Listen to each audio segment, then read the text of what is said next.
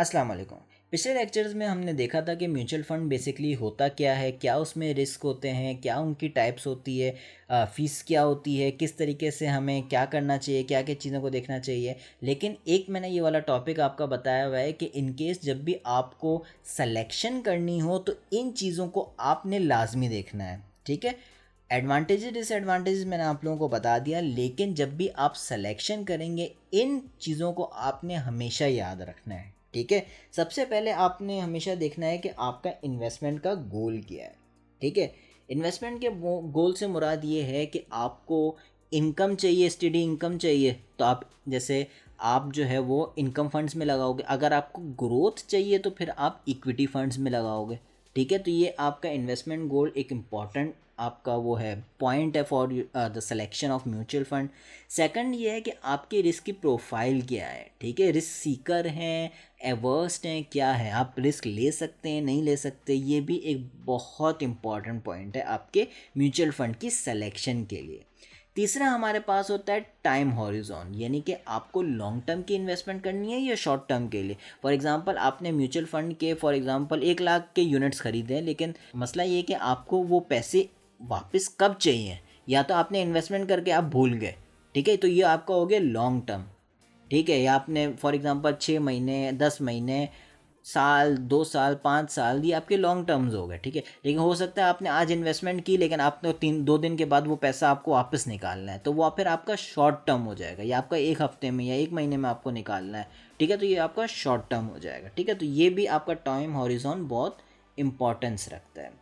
चौथा आपके पास है फीस एंड चार्जेस। जैसे मैं आपको बहुत दफ़ा बता चुका हूँ कि फीस और चार्जेस आपने फ्रंट एंड और बैक एंड लोड आपने लाजमी देखने हैं without before investing in any fund, ठीक है। और फाइनली जैसे मैंने आपको बताया था, आपको फ़ंड की परफॉर्मेंस देखनी है लास्ट 5 ईयर्स की, ठीक है। अगर 5 ईयर्स की अवेलेबल है तो ठीक है। द कोशिश आपने ये करना है कि कम से कम ऐसे उसमें इन्वेस्ट करें कि जो वेल नोन हो कंपनी, और जो आपकी कम से कम 5 साल से तो उसका फ़ंड आपका चल ही रहा हो और उसकी परफॉर्मेंस अच्छी हो, ठीक है।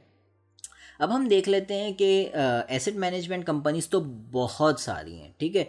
बस कुछ मैं आपके साथ आपको यहाँ पे बता देता हूँ, ताकि इन केस जब भी आपने इन्वेस्टमेंट करनी है या कुछ भी करनी है, या आपसे अगर पूछा गया कभी, तो आपको अंदाज़ा हो कि कौन कौन सी आपकी कंपनीज़ हैं, ठीक है। एकेडी इन्वेस्टमेंट आपकी हो गई, ठीक है, वेल नोन है, ठीक है। आपका अल हबीब का हो गया, ठीक है। आपका अल मीज़ान का हो गया, ठीक है, ये भी आपका बहुत पुराना और वेल नोन है, ठीक है। एटलस के हो गए, ठीक है। आपके एच बी एल के हो गए, आपके एम सी बी के हो गए, ये आपके सारे और भी बहुत सारे हैं और वेल नोन और भी हैं। लेकिन ये जो आपके हैं, ये अक्सर आपके लोग ज़्यादातर जो इन्वेस्टमेंट करते हैं ना, वो इन्हीं में से ही कर रहे होते हैं इन्वेस्टमेंट, ठीक है। इसमें सबसे ज़्यादा जो आपकी इन्वेस्टमेंट होती है वो इसमें होती है आपकी। दूसरे नंबर पे आपकी ये एकेडी हो गया, तो कभी आपका एटलस हो गया, इसमें भी अच्छी खासी इन्वेस्टमेंट होती है। लेकिन टोटली देखें, ये सारी अच्छी कंपनीज़ हैं, इनके बैकअप में अच्छे अच्छे वो हैं। लेकिन आपने जो इन्वेस्टमेंट करनी है वो आपने, जैसे मैंने आपको बताया, फ़ंड को देखते हुए आपने क्या चीज़ें होनी चाहिए, क्या चीज़ें आपके माइंड में होनी चाहिए। कंपनीज़ को अगर आपने देखना है तो कंपनीज़ में आपका जो चीज़ें हैं वो आपको कस्टमर सर्विस आप देख सकते हैं कि कस्टमर सर्विस आपकी कैसी है, ठीक है। एप्लीकेशन कैसी है, ठीक है। एप्लीकेशन ऐसी तो नहीं है फॉर एग्जांपल आप लॉग इन करो, 5 मिनट बाद खुद ही आप लॉग आउट हो जाते हो। इससे पहले कि आपने ऑर्डर दिया वो आपको बाहर ही निकाल दिया। आपका उसका यूज़र इंटरफेस अच्छा नहीं है, कुछ भी हो सकता है। कोई बंदा आपको दिया हुआ है, आपको कोई एडवाइज़र वगैरह उन्होंने दिया हुआ है कि जो आपको सपोर्ट वगैरह कर रहा है, जो आपको गाइड कर रहा है कि सर इसमें नहीं, इधर डाल दें, इस वाले फ़ंड में डाल दें, इतने दें। तो ये सारी आपकी कुछ चीज़ें डिपेंड करती हैं इसकी सिलेक्शन के लिए, ठीक है। ये कंपनीज़ हो गए, और इन एक एक कंपनी के अंदर बहुत सारे आपके फंड्स बने हुए होते हैं। तो कंपनी की सिलेक्शन के लिए ये आप 3-4 पॉइंट्स यहाँ कंसिडर कर लें, और कंपनीज़ की एक दफ़ा सिलेक्शन हो जाए, फिर आपको उस कंपनी के कौन से फंड में करना है, तो उसके लिए आप इन पॉइंट्स को कंसिडर करेंगे, ठीक है।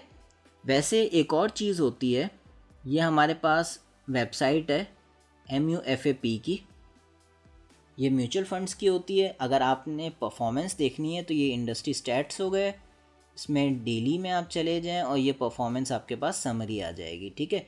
तो यहाँ पे ये सारे आपके नीचे बता देते हैं ये लोग कि एक दिन पे कितना रिटर्न मिला है, 15 दिन पे, 30 दिन पे, 90 दिन पे, ये सारा लिखा हुआ है कि कौन से फ़ंड को कितना वो मिला हुआ है। ठीक है, तो ये सारी इसकी परफॉर्मेंस और हर उसमें उन्होंने दिया हुआ है। जैसे फॉर एग्ज़ाम्पल अगर आपने जो है वो शरिया कंप्लाइंट मनी मार्केट पर अगर लगाना है तो शरिया कंप्लाइंट मनी मार्केट में आपके ये वाले फंड्स हो गए। ठीक है, अब इन फंड्स में आप देख सकते हैं कि ये इनकी नेट एसेट वैल्यू, इनके एक यूनिट इतने का मिल रहा है। ठीक है, और ये आप देख सकते हैं कि आपको कितना कितना रिटर्न मिल रहा है। ठीक है, लेकिन ये एनुअलाइज रिटर्न है। ठीक है, कि साल में आपको इतना रिटर्न मिलेगा उसके हिसाब से। ठीक है, तो ये सब आपको उन्होंने दिया हुआ है। जैसे यहाँ पे लिखा हुआ है एनुअलाइज रिटर्न कितना है, 15.99 है। तो इसका मतलब ये है कि अगर आपने 1 लाख अगर आपने लगाए होते हैं तो साल के आखिर में आपको तकरीबन ऑलमोस्ट 16,000 मिल गए होते हैं। लेकिन इसके ऊपर फिर टैक्स भी कटता है, और ये सिर्फ आपको 16,000 आप इस तरह से कर सकते हैं कि 16,000 डिवाइडेड बाय 365 कर देंगे, तो जो भी आपका आंसर होगा तो वो 1 लाख पे आपकी वो इन्वेस्टमेंट आपको एक दिन में मिली है।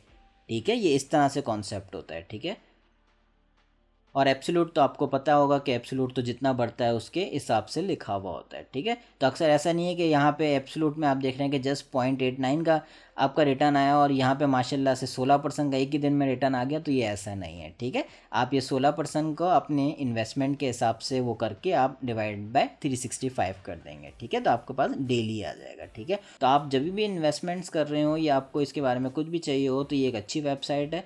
ठीक है, mutual fund association of Pakistan की MUFAP। ठीक है, इस पर आपको बहुत सारी चीज़ें यहाँ पे मिल जाएंगी।